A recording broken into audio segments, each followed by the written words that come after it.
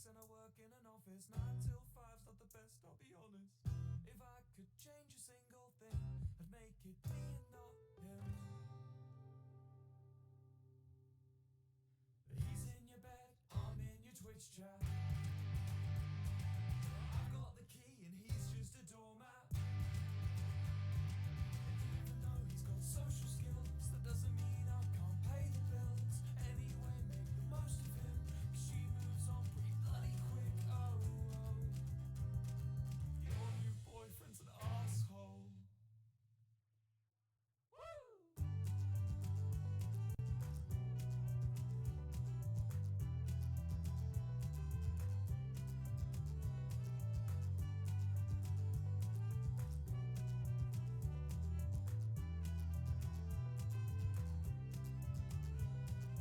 Yeah, I've met Jared. Of course I met Jared. The one who took you away from me.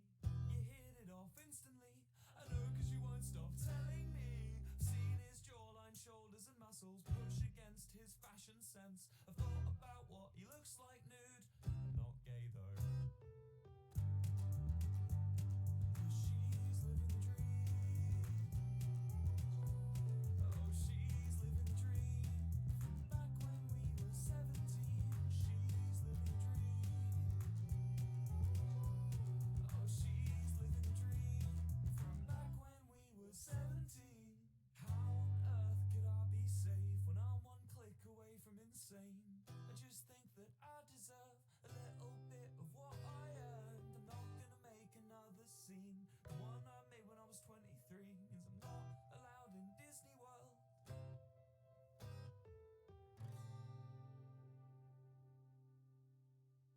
But he's in your bed and I'm in your Twitch chat.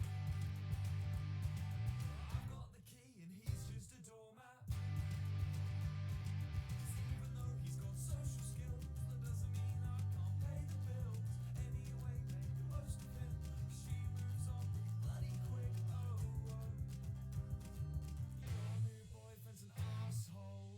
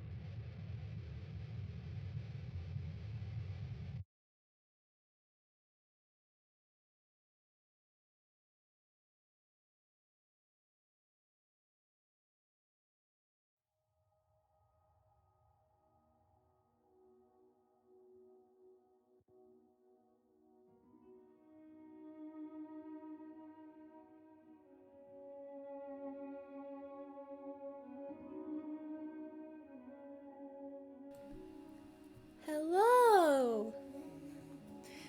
Welcome back to the stream. We're back at it again with more PASSERINE. And sorry if you hear any moving air or something. It is really hot in my room. If I have my regular fan on, it would cause a lot of noise. If I open my window, it would be a lot more noise as well. So I have this fan. I might periodically use it, so let's just change the scene real quick. There we go.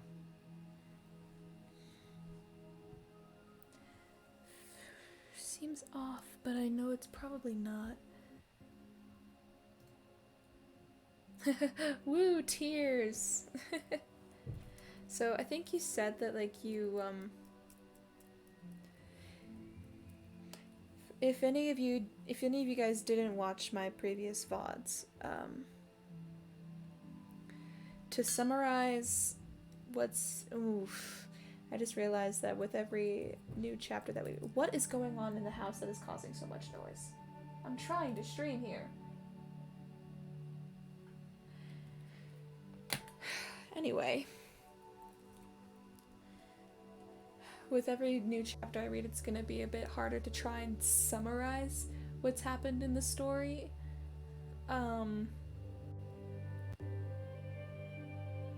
The king. Okay, I'll just summarize the last chapter,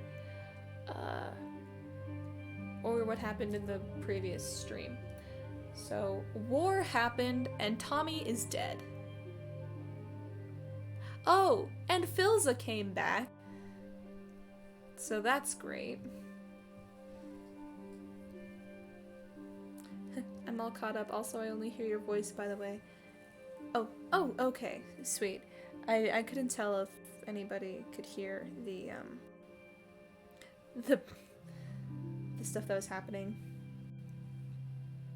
I have 2 beverages this time. It's an upgrade. I have water.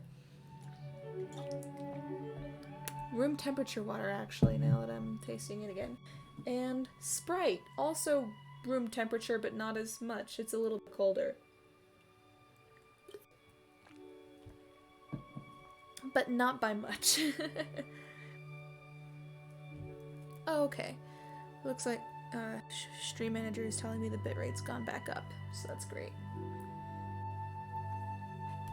Alright. Probably only going to read 1 chapter again this stream, because even though it's not as long as the last one, it is still definitely long.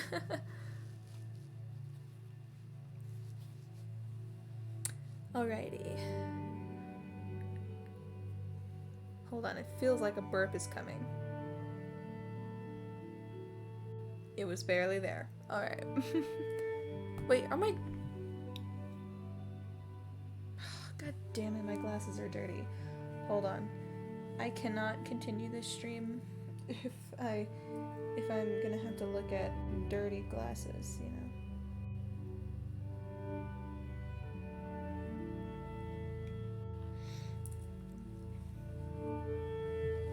Oh, and by the way, once I'm done reading PASSERINE, I will eventually finish reading Heat Waves, but I'm gonna hold off on that for a little bit because I have an idea for a stream that I want to do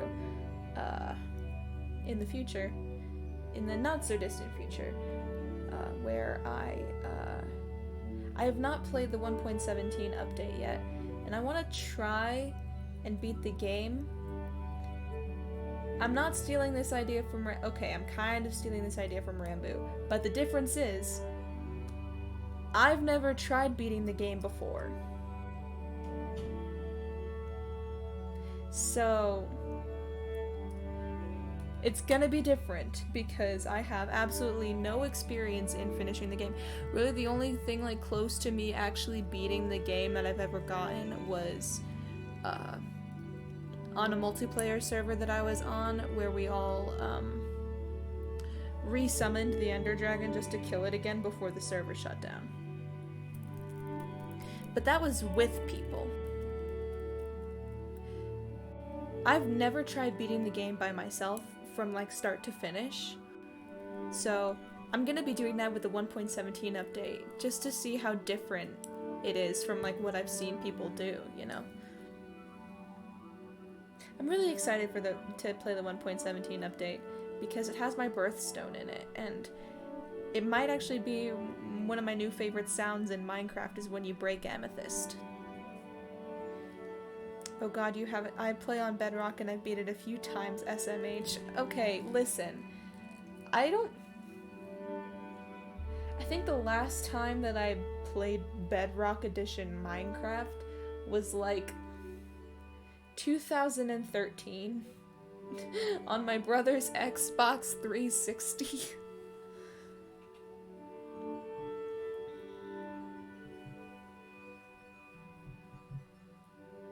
And this was before I was even interested in Minecraft. I was just like, hey, this kind of looks like fun to play, why not? But like, I wasn't really invested in it, you know. Alright. On to the actual premise of this stream. This is chapter 5 of PASSERINE. It is titled, Pushing the Spear into Your Side, parentheses, again and again and again. Shh, my computer's still broken, we don't talk about it. And again, the authors of PASSERINE are Blue Jamas, and I found out that it's actually pronounced Theseus, but the E's are replaced with C's. So you can understand why I would think it's Thixus. Only have a tablet and iPhone to play on Sag. Aw, man. Pocket Edition. Boo. I've never even played Pocket Edition Minecraft. I wonder how different it is.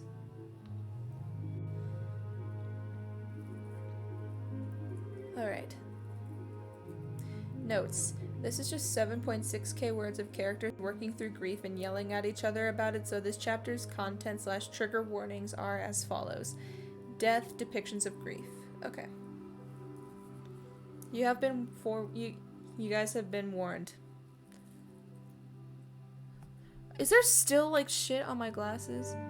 Are you okay, hold on. Thick sus. Shut up. Apparently I wasn't the only one to think that, because like, so I follow Theseus, or I think Kyle is their name, on Twitter. Why is that so funny to me? I literally pronounce it thick sus every stream. How have you not noticed that before?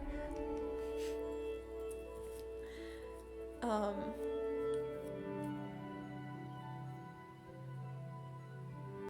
was I saying? Oh yeah, I follow Theseus on Twitter, and they literally made a tweet saying like the power I would have if I was able to like change my author name to Theseus, and so people would stop saying thick sus, and I was like, oh, so it's Theseus. Okay. Alright. On to the story. Oh, this is gonna be sad. I might start crying again. He first held Tommy in a sunlit room. He had come earlier than expected was such a small thing. Wait, what? What is that? He had come earlier than expected was such a... What is that supposed to mean? It just hasn't clicked till now. Also, Kyle and Theseus give off such different vibes. I think Theseus is just like the username. What is this sentence supposed to mean? He had come earlier than expected was such a small thing. So much smaller than his brother had been.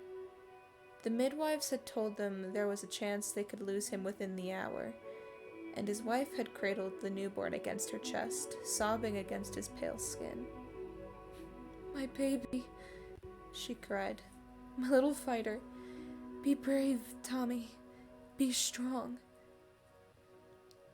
But Tommy was so still in his mother's arms. Philza had stood at her bedside, watching her coo and cry at the baby that did not stir.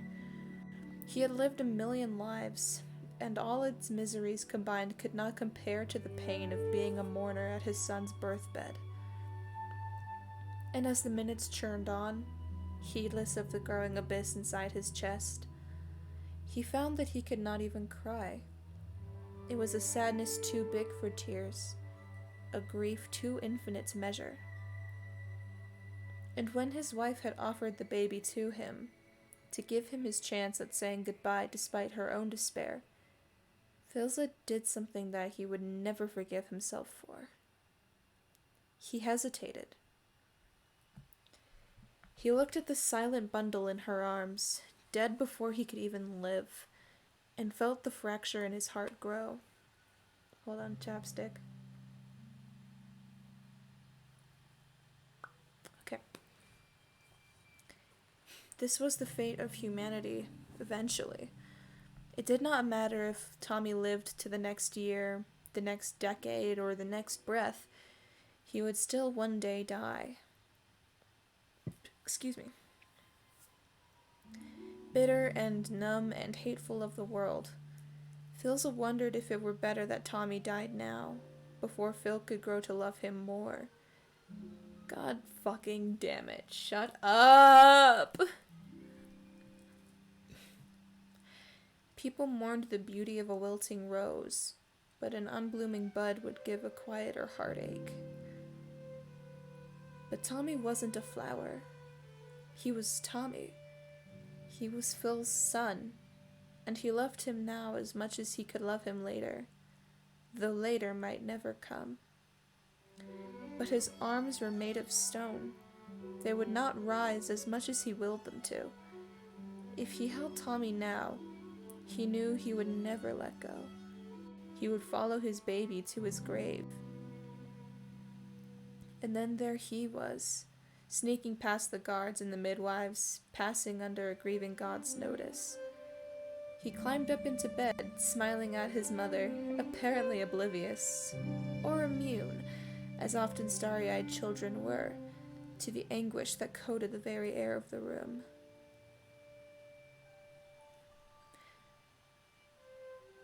"Is this my brother?" Wilbur asked, leaning over the baby in his mother's arms. "May I hold him, Mother?" A lump formed in Phil's throat. He turned away before Wilbur could catch sight of his face. And when he turned back around, Wilbur had Tommy in the gentle crook of his arms. The sunlight slanted over them, and Phil wanted to remember them like that forever. His two beautiful sons, immortalized in gold. Wilbur's earth-brown curls hid his expression as he bent over the baby, murmuring something Phil almost didn't catch. And the baby began to cry. Wilbur pulled back, astonished, his face drawn in awe. "What is it?" he asked frantically. "Did I do something wrong?" "No," Phil sobbed, falling to his knees before the three of them. His lovely, laughing wife, his kind, bewildered Wilbur, and his loud, shrieking Tommy. "You did everything right, my boy. You're perfect." Now Wilbur held his brother, a baby no longer, but still so small, to his chest as they walked through the quiet, empty camp. Wilbur spoke the words he'd first spoken to his brother all those years before, over and over, like an enchantment or a prayer to bring him back to life once more. "I will love you forever. I will love you forever. I will love you forever." But this time, Tommy did not wake up, and Philza was still made of stone. He walked the ruins alone.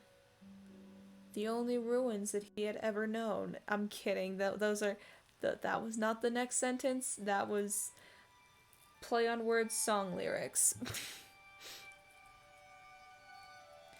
Night had fallen, but the moon and stars were hidden by heavy clouds, cloaking the earth in darkness.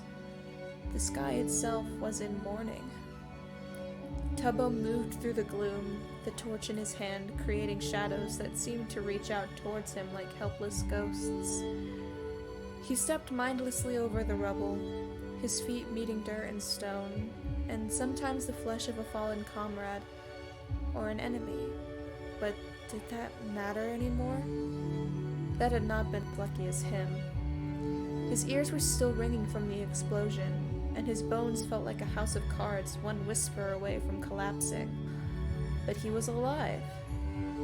He was alive when all the others were not.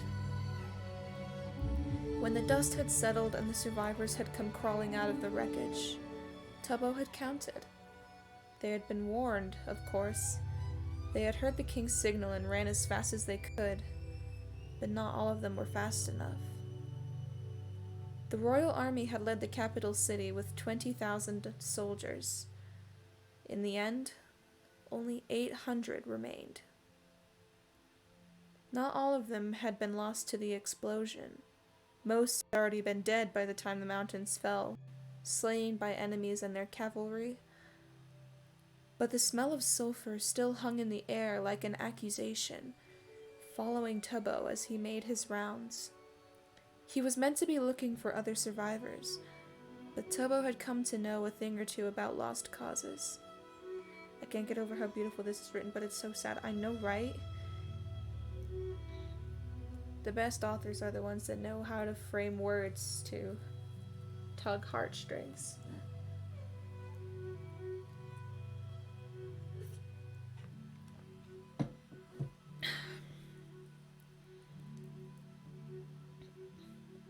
He could walk this valley for days, and all he'd find were the broken remains of 2 armies, a mass grave that would honor no one. In a century, people would walk this land again and see only green hills blooming with blue flowers. The prince was dead. That was what they were saying, killed in the final moments of the war, its last casualty. A month ago, Tubbo had watched the prince laugh on a balcony, his face lit from within. Now, there was no light left anywhere. Overhead, the clouds broke open, and the heavens began to weep. I love the metaphors, me too. It was raining outside. Techno could hear raindrops pounding against the roof of the tent and creeping through the cracks. But the boundless cold he felt was from something else entirely.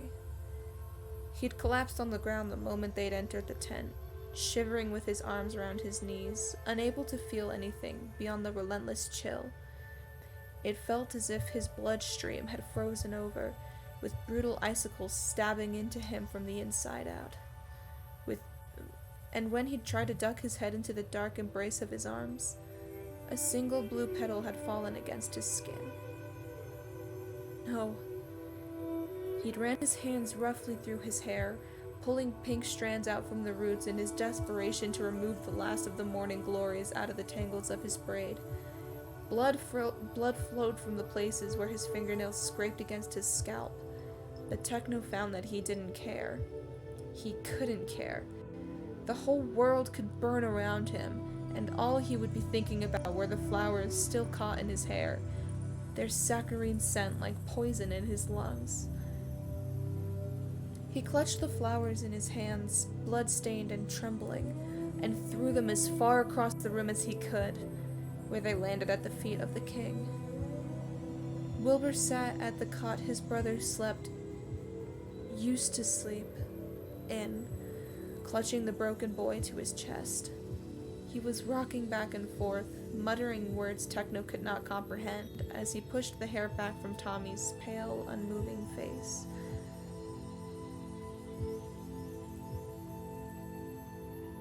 Dead! He's dead! He's dead and gone forever! The voices were screaming, clawing against the walls that Techno had set around them and had tried to maintain for years. All for Wilbur. All for Tommy. Now one of them was dead, and the other was dying. There was no doubt about it. Wilbur would not survive this. And neither would Techno. Blood, the voices demanded. Blood for the blood god. His hands curled into fists so tightly his nails broke the skin of his palm. Blood trickled down his hands, but it would not be enough. He wanted a massacre. He wanted violent vengeance. And there was nothing and no one on the other side of his anger. All their enemies were dead. There was nowhere to go but inward. Techno's knife was still lodged in Tommy's chest, in Tommy's heart. Your fault, the voices began. Blood follows you everywhere you go. Did you think you could outrun it?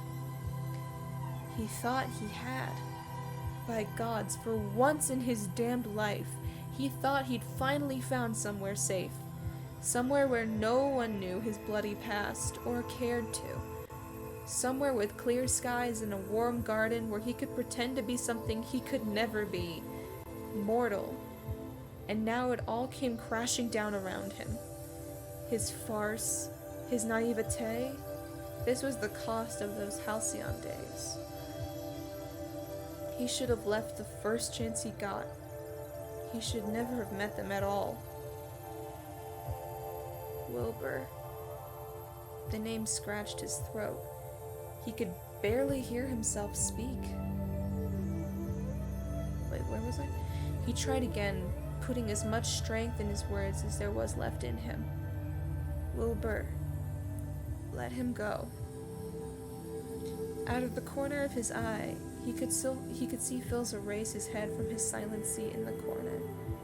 He had not said a word since his arrival, not even as they marched back to the tent with Tommy's dead body between them. For once, Techno was glad for his silence. If he heard Philza's voice right now, he might just put his trident through the man's chest. Techno struggled to his feet when it was clear Wilbur was not listening to him. His legs threatened to collapse under his own weight, and he caught himself on the edge of the planning table, where carved wooden soldiers still stood at attention for a war that was already over. It's all over. We need to fix him up, Wilbur, Techno said, his words coming out ragged. He staggered toward Wilbur, hands outstretched. Wilbur's head snapped up at the sudden motion, his eyes wide and furious. Get away from us, he growled, pressing Tommy closer against himself. The movement made Tommy's head loll to the side, allowing Techno to truly see his face in the candlelight for the first time. Techno's breath hitched in his throat. Tommy looked so peaceful, as if he was simply sleeping. As if any moment now, his eyes would flutter open and he'd grin up at the both of them, easily diffusing the tension as only Tommy could. Wake up, Techno begged, prayed, wished. Please wake up. But he never would again. You can't hold him forever, Techno spat. For God's sake, Wilbur, there's still a dagger in his chest. Wilbur looked down at the still bundle in his arms, noticing the state of his brother for the first time.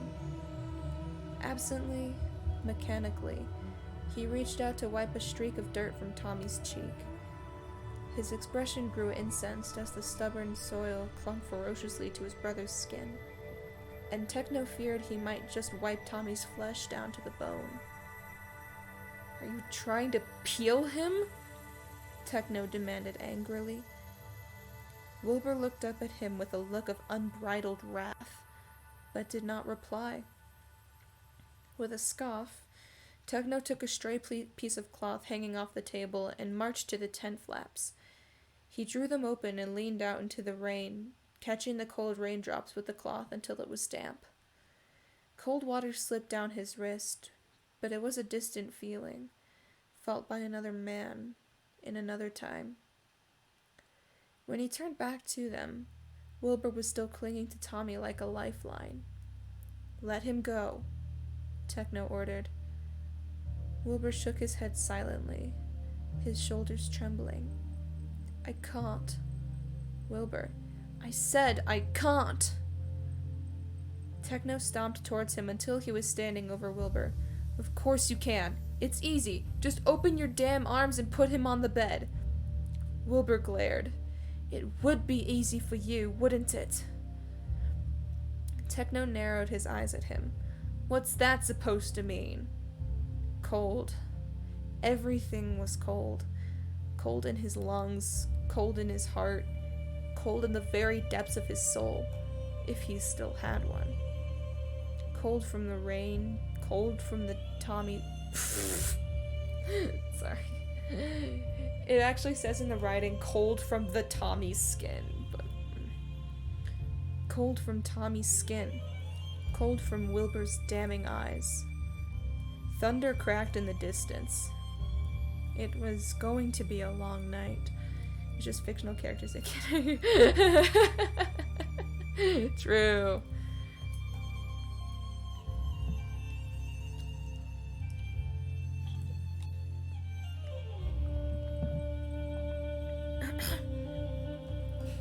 It's easy, he'd said. Just open your damn arms. Wilbur didn't know if he wanted to laugh or wail at Techno's words. There was nothing easy about anything anymore. Every breath felt like inhaling broken glass. Every thought was a raging shriek. There was blood in his mouth from where he'd bitten the inside of his cheek just to keep himself from screaming. And by gods, did he want to scream? He wanted to tear the whole world apart with his bare hands, burn and salt it, leave nothing behind, not even one whisper of what once was. It did not deserve even the memory of Tommy. You heard me? Wilbur hissed at the man standing before him, both of them glowering but not truly seeing each other. Everything comes easy to you, doesn't it, blood god? Techno's brows drew together in anger. You don't get to throw that back in my face. Not tonight. Not after everything I did for you. Wilbur's arms trembled. He looked down at his brother's sleeping face. Sleeping? Sleeping? He isn't sleeping. He's dead. Dead! With a rattling breath, Wilbur traced the curve of Tommy's cheek, stopping where it used to dimple when he smiled. And then Wilbur looked down at where a knife still jutted out of his chest like a violent reminder. Fresh tears stung his eyes, and he tried desperately to blink them away before they could fall. And still a rebel tear found its way down his face, carving his dirty cheek in half. Death. Such a small word for such a big thing. Wilbur hadn't even wanted Tommy on the battlefield in the first place. He had planned to leave Tommy at the castle, where he would be safe behind walls and his own personal army of guards. But Techno, God's damn Techno, had talked him out of it. Oh no, not again. I got another free up storage space thing. Any minute now, I'm not surprised if the recording of this just stops midway.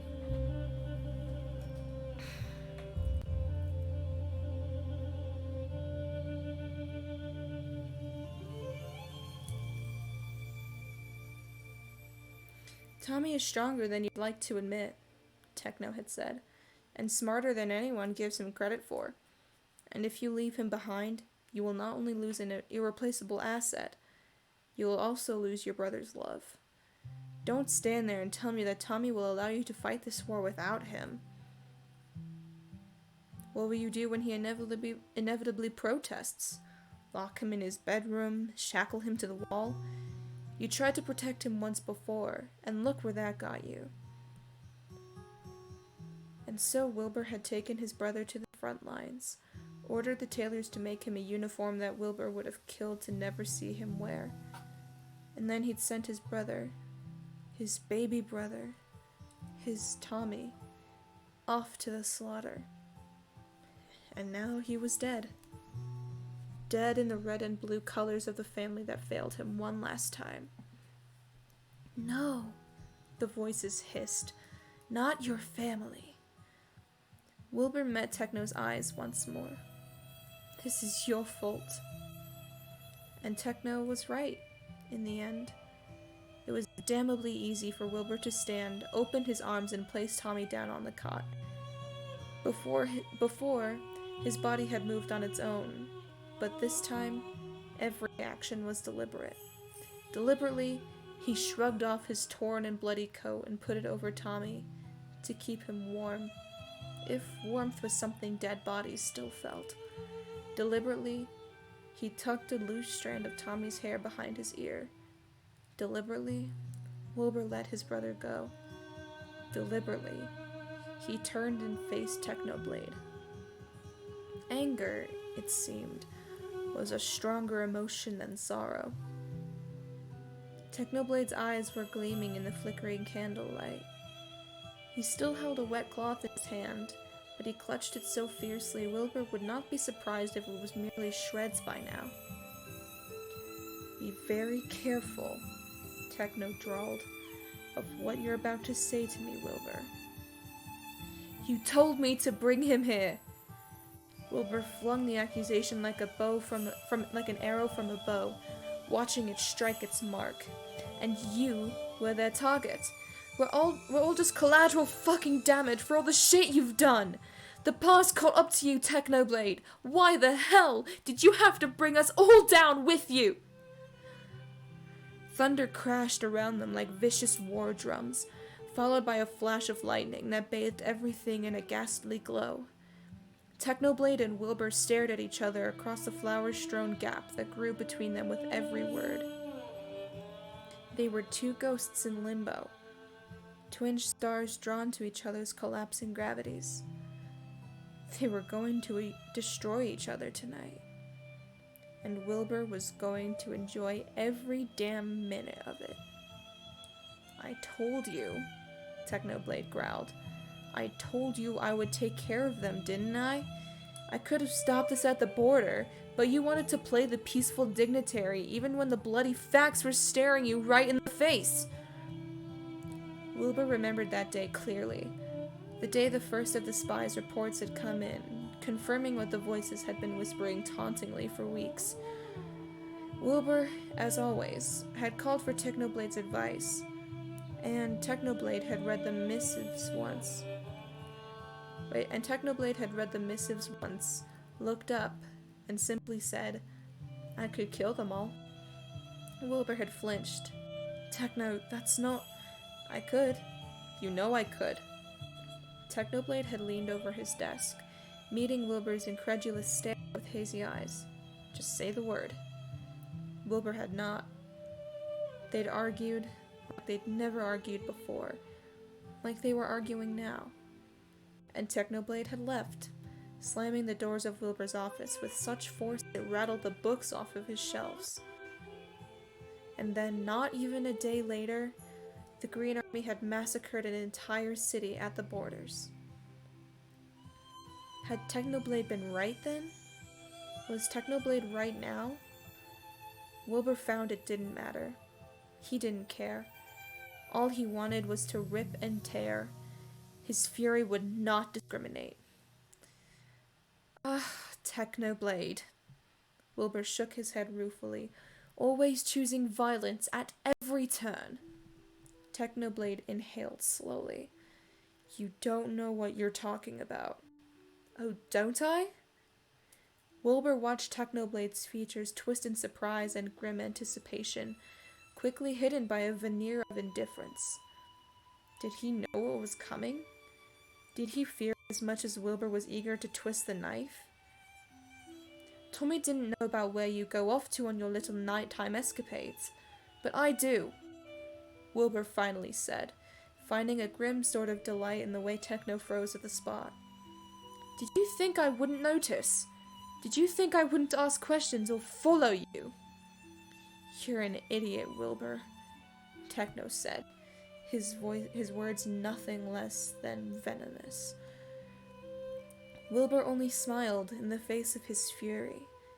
"Did you at least have fun murdering your way through the woodlands, Techno?"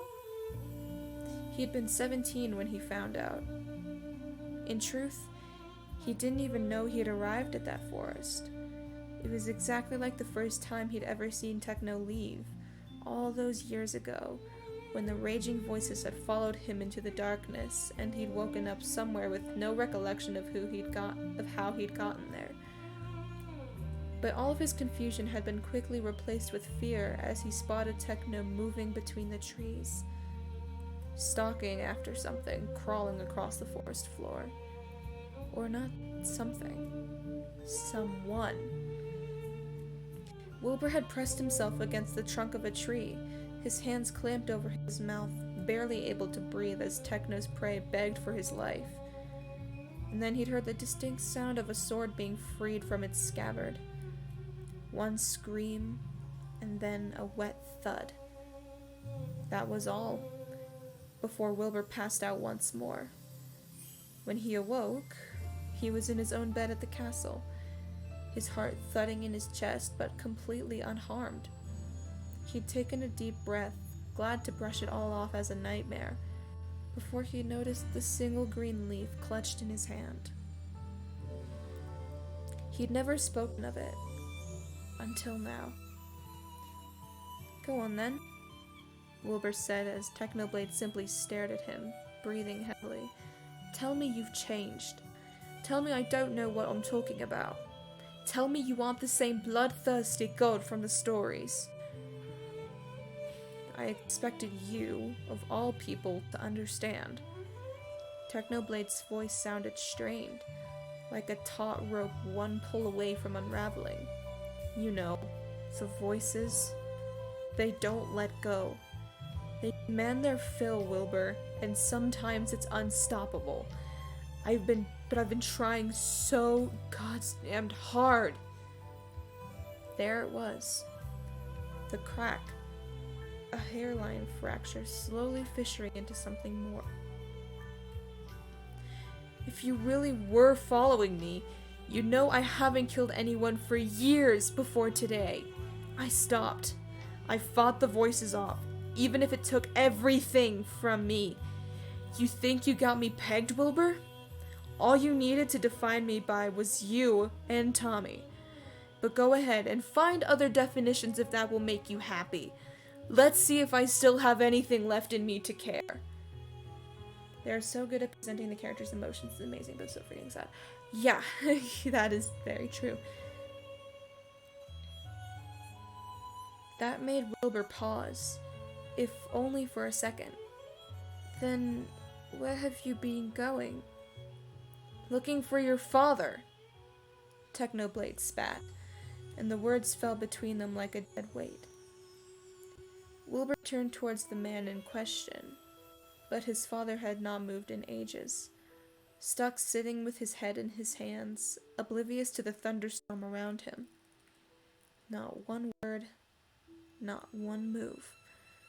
Of course, he thought bitterly, taking in his father's slumped shoulders and the obsidian wings tucked close around him. Why would I expect anything different? Wilbur wanted to feel angry at him, wanted his vision to go red every time he caught a glimpse of his father's golden hair in his periphery. But he only had his pity. Wilbur had not seen his father in years, but looking at him now, he didn't see the cold, distant king of the past. He only saw a pathetic excuse of a man, someone who'd abandoned his sons, who only returned after all the hard decisions had been made, after Wilbur had been forced to make them. He didn't want to spare a single thought more on the laughable sight of his father sitting leagues away from his Tommy's body, not even bothering to meet the eyes of the only son he had left. "That's right," Techno said roughly, catching Wilbur's attention once more. The blood god stood with his fists clenched at his sides, trembling with fury. Wilbur had never seen his eyes so hateful, not even when he was carving his way through the battlefield. Wilbur reveled in it, or is it reveled? One of the two. "I went out every night for years, ignoring the voices, ignoring everything, to look for your father, to give him back to you. Because I saw you. Every meal you missed, every hour you spent studying politics instead of sleeping, every time you felt you were choking, I saw it. I was there for it, and it killed me. So I went off to look for someone to help you. I tried telling you I've changed. I only bite when my family's in danger, but you still see me as some sort of rabid dog. And those people I did kill in the forests, they were criminals, Wilbur. As if that changes anything.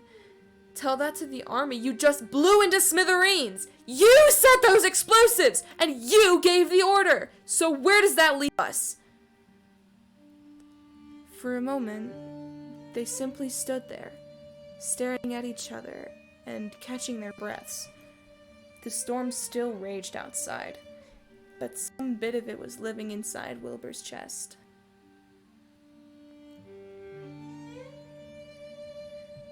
This was the end game. Wilbur knew they were standing on a precipice. If one of them jumped now, they were lost to each other forever. And so Wilbur leapt. Maybe it was better Tommy died before he found out what you are, he said slowly, deliberately. You must be happy. At least now, he'll never get the chance to know just what sort of monster you truly are.